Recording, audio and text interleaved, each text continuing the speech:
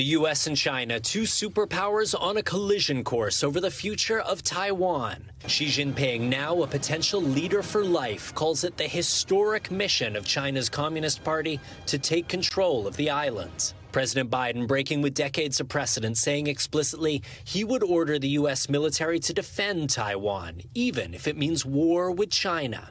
Taiwan's foreign minister telling NBC News China's military buildup under Xi is growing by the day. Simply put, it's very strong, and so strong that we have to take it very seriously that they might be able to launch a war against Taiwan at any time. His warning to the U.S., China won't stop at Taiwan. The motivation of the authoritarian regime is to expand. And that expansionism is causing problems, not just for Taiwan, but for the rest of the world. And Taiwan is #1 target right now. And we have to defend ourselves, and we have to defend democracy. So if there is a global battle for democracy, Ukraine is one front line and Taiwan is another. Exactly. To see that front line for ourselves, we traveled to the Taiwanese island of Kinmen, just 6 miles off the coast of China. It's here that the first moments of a war would likely be fought. We're so close to the Chinese mainland here, you can actually see Chinese skyscrapers across the water. And we're so close that a Chinese missile would strike here in less than a minute. Aging spikes, a last line of defense against invasion. And in the skies, provocative drone flights like this one over Taiwanese military positions. Uncertain soldiers resorting to hurling rocks. China's foreign ministry not denying its drones were in the area. Back in Taipei, a scene unimaginable in Xi's authoritarian China. A basement comedy club where for podcasters Ken and Kylie, nothing is off limits. We have comedians, we have doctors. We also have people who do porn. We have porn stars. Wow. Do you know if there are people in China who listen to your podcast? Oh, yeah. Yeah, we have a lot. What do you hear from them? It's really heartbreaking to see what they're saying. The reason why they send us email because they were too scared to talk freely to their friends in China because they would never know which one will actually report them.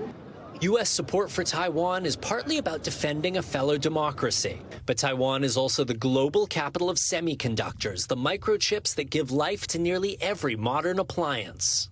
More than 90% of the world's most advanced microchips are made here in Taiwan. If you got a smartphone in your pocket, the odds are pretty good the chips that power it were made by one of these companies.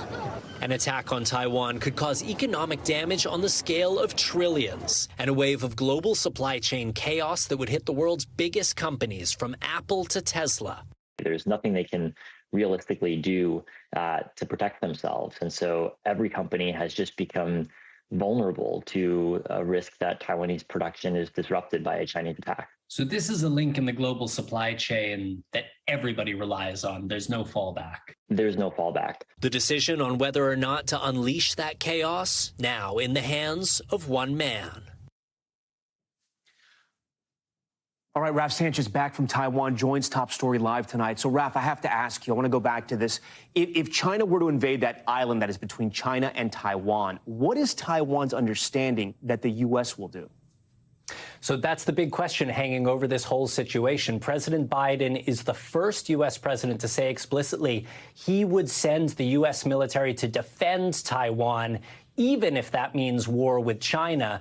But whether he would enforce that red line on the day, whether he's prepared to send American men and women to fight against a rising authoritarian superpower, that is a question that we will only really know the answer to in the moment. It's been interesting, Tom. President Biden has now made this pledge 4 times. The White House has never officially set it down in U.S. policy.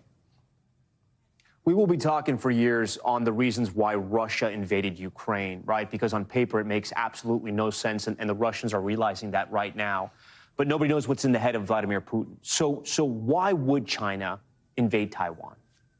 So Xi Jinping sees it as his historic destiny to be the Chinese leader who, after decades, has actually fulfilled the dream of taking back Taiwan. China sees Taiwan as part of its territory. It's an island that historically has been part of China. It's only since the mid-20th century that it's been an independent entity. And it is a major source of national pride, of national humiliation, really, that Taiwan remains independent. The Taiwanese foreign minister said Xi could attack for domestic political reasons to rally his people around the flag. Tom.